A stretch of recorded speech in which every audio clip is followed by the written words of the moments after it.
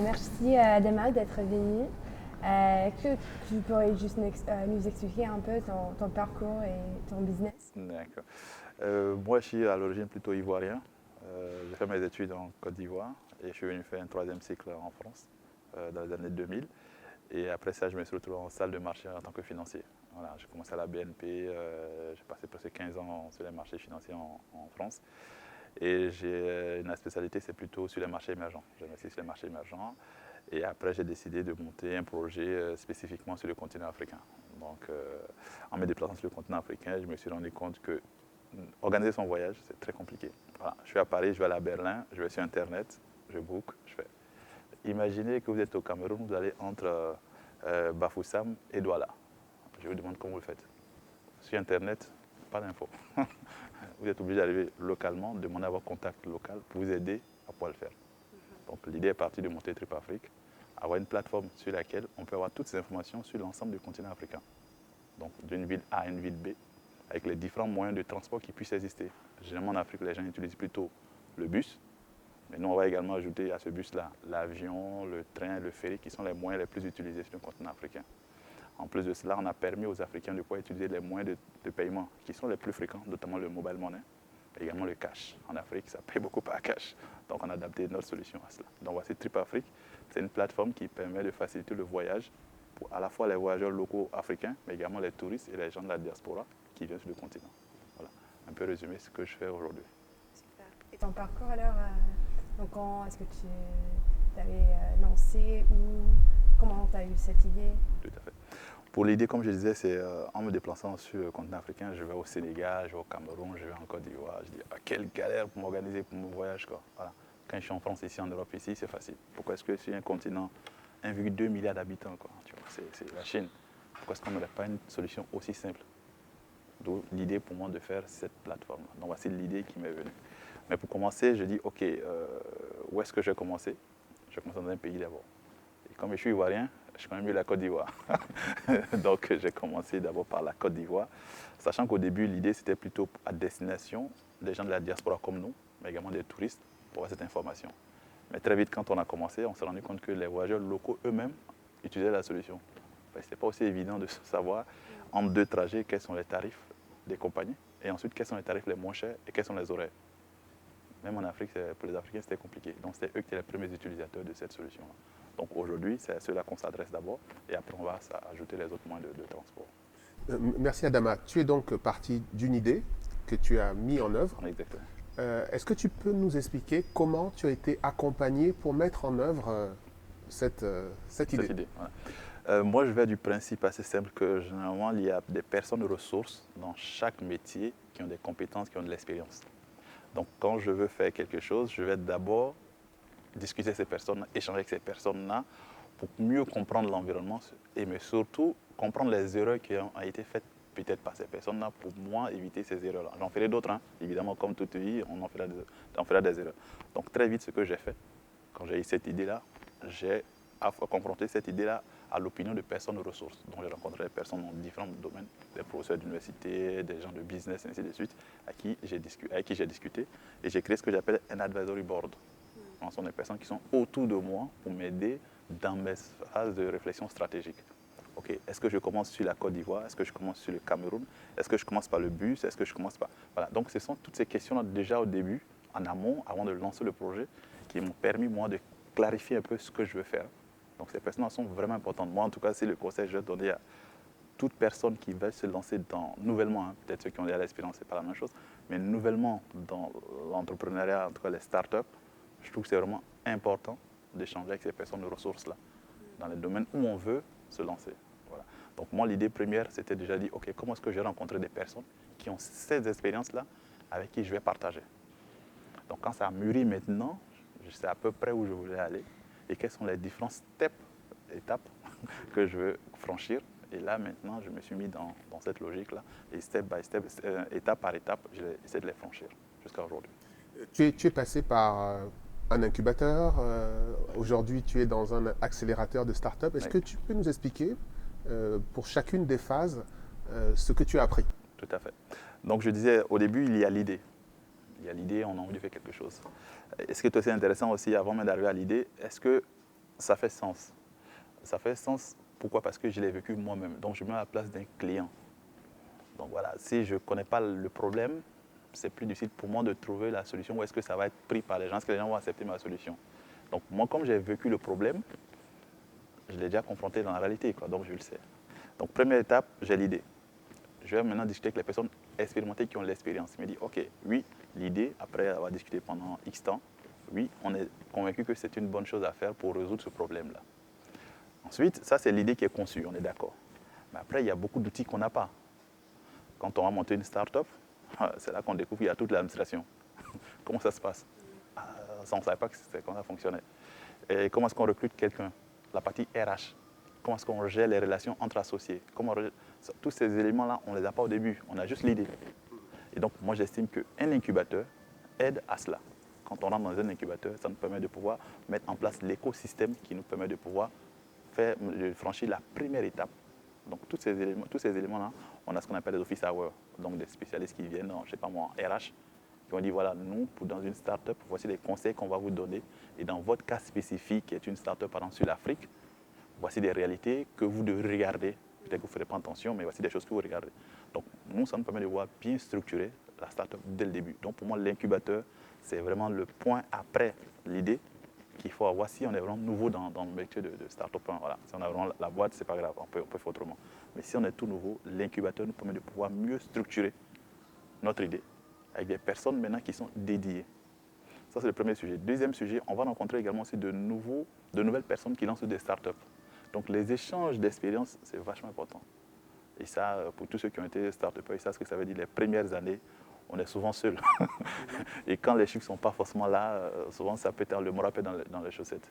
Mais en échangeant avec des personnes qui sont dans la même configuration que vous dites, ah, bon, finalement, c'est pas si mal que ça. Donc, ça vous aide aussi à tenir. Ça vous aide également aussi à avancer. Ça, c'est le deuxième avantage. Le troisième avantage, pour avoir des complémentarités. Moi, je suis dans une start-up qui fait, OK, je vais vendre des tickets. En fait, il y a quelqu'un d'autre qui a une solution de paiement. Ah oui, c'est vrai, je n'ai pas pensé à ça. Donc, ça permet de construire encore davantage l'offre. Voilà, pour moi, donc, l'incubateur, ça, c'est la première étape après l'idée. Et quel est l'objectif à atteindre à la sortie d'un incubateur? Je pense que parmi les incubateurs, il faut bien définir ce qu'on appelle incubateur. Voilà. Il y a beaucoup d'incubateurs pour moi, hein, c'est plutôt des espaces de coworking qu'on offre à des entrepreneurs qui sont tout nouveaux, on les laisse un peu dans leur univers, ils puissent débattre. Pour moi, ce n'est pas un incubateur. Voilà, pour moi, c'est du coworking et on peut tous faire ça. Mais en entrant dedans, c'est comment est-ce qu'on va sortir de là avec ce que on appelle ça dans le monde des startups, le MVP.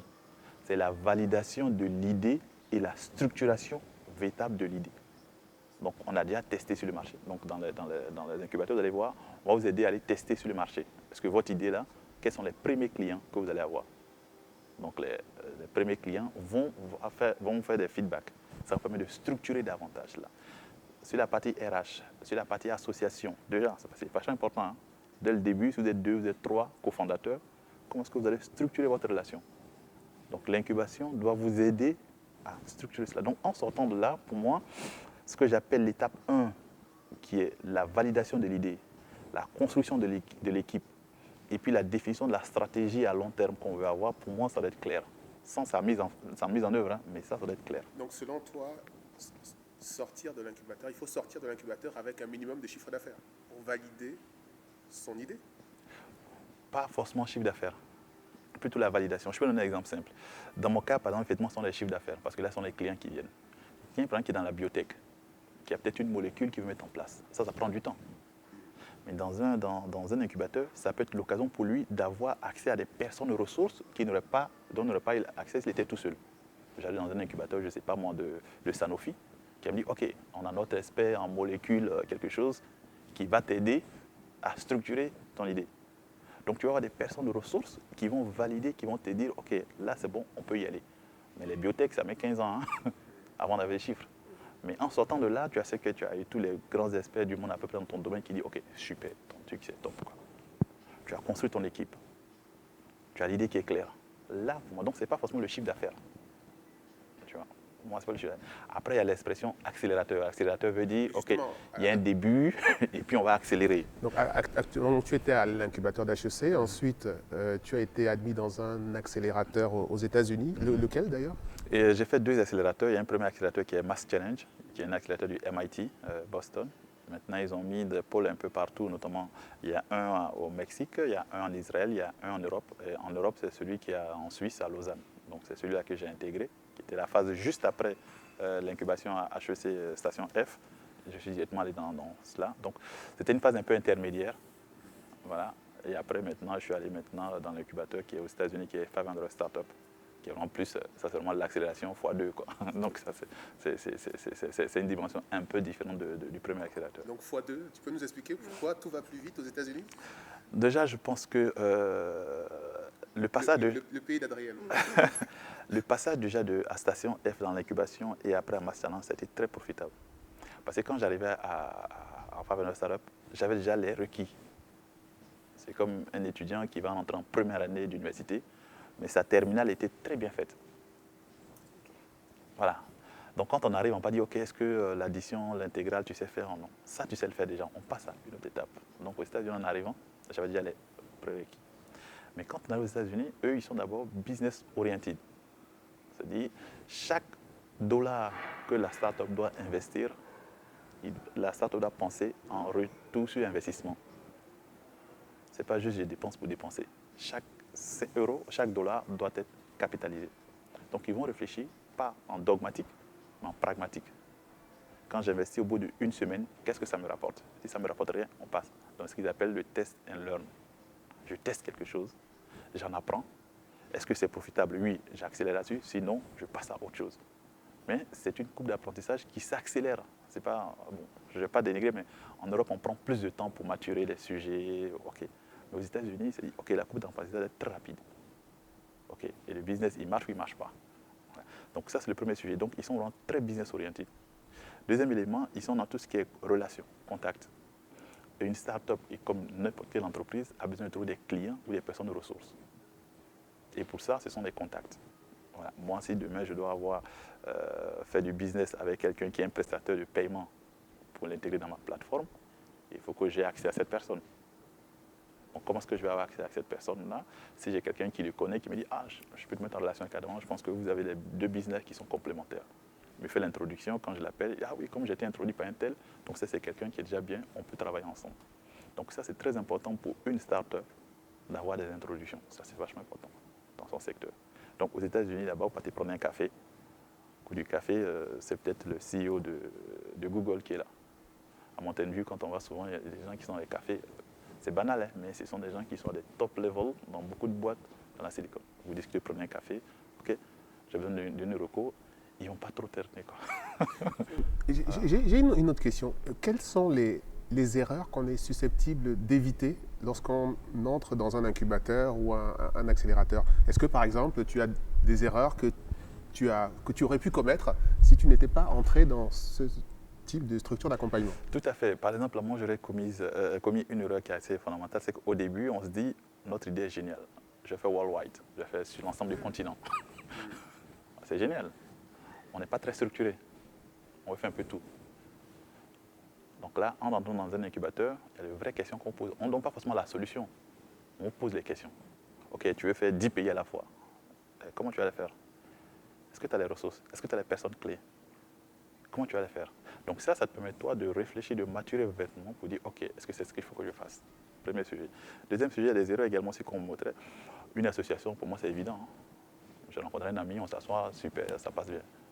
Maintenant, l'incubateur, on dit, OK, au moment où vous êtes content, mais pensez aussi, si le jour, ça ne va pas bien, est-ce que vous avez réfléchi à cela? Non. C'est mon ami, on se connaît depuis 20 ans. Mais oui. Mais si dans 2 ans, vous faites une levée de fonds, beaucoup d'argent, et que finalement il y a des dissensions, comment vous allez régler? Ah, ça, je n'ai pas pensé à ça. Donc, ce sont des éléments que j'ai intégré très vite, mais sinon je n'aurais pas forcément regardé. Pour moi, voilà, on y va, et puis on verra. Bon, dans l'incubateur, il y a des questions qu'on vont te poser, il y a des éléments qui vont te permettre de se faire une remise en question, de préparer la suite. Voilà. Donc ça, ce sont des erreurs, par exemple, j'aurais fait facilement. En termes d'association, c'était facile à faire. Tu vois.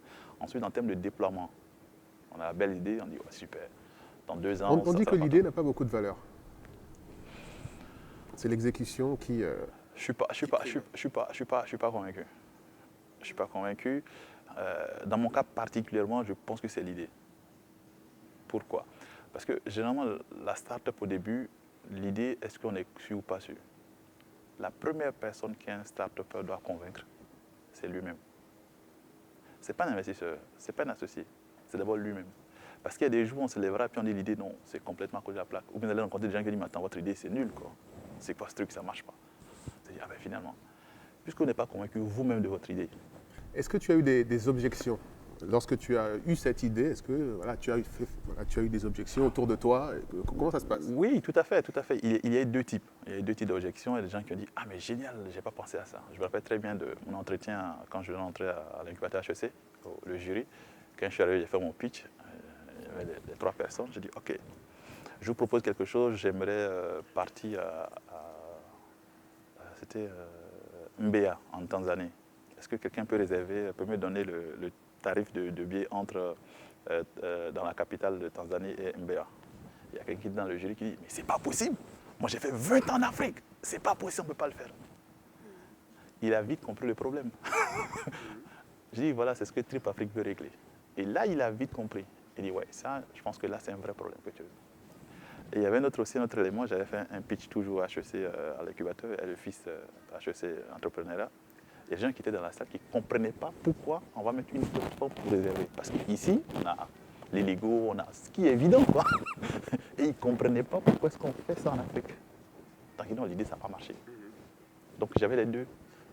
Pour ceux qui ont été dans le contexte, ils comprenaient très bien. Ceux qui ne sont pas dans le contexte, ils disent non, mais c'est une idée qui est nulle, ça ne passe pas.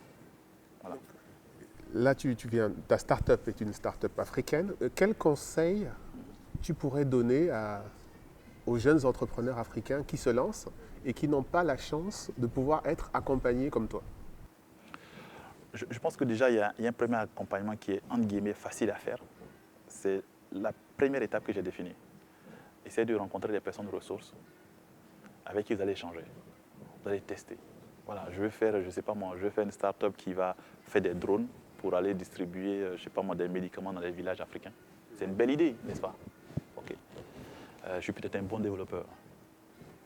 Mais est-ce que le sang, on peut le déplacer comme ça s'il y a le soleil qui est à 35 degrés? Ah, je n'ai pas pensé à ça. Je suis un bon développeur, mais la conservation du sang, ce n'est pas un développeur qui va me donner la réflexion là-dessus.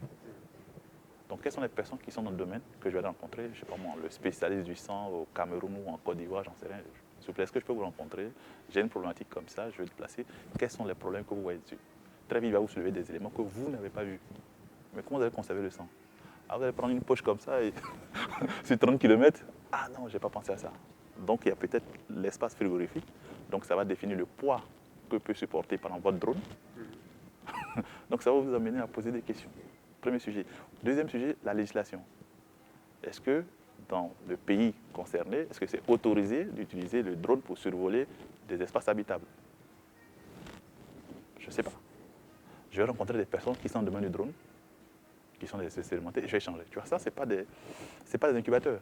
Mais pour moi, cet accompagnement-là, il est important. Quand on échange avec la personne sent que vraiment on a quelque chose à apporter.